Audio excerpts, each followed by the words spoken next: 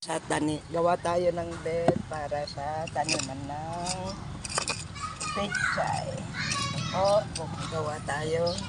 Kasi tapos na tayo. May isang bed na tayong nagawa.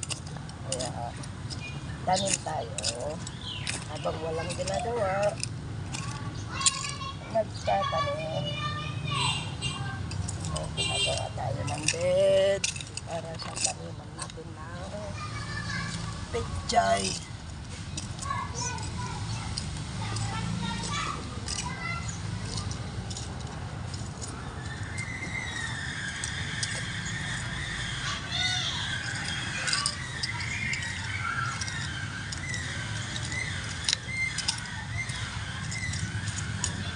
Para sa bed na tanim natin.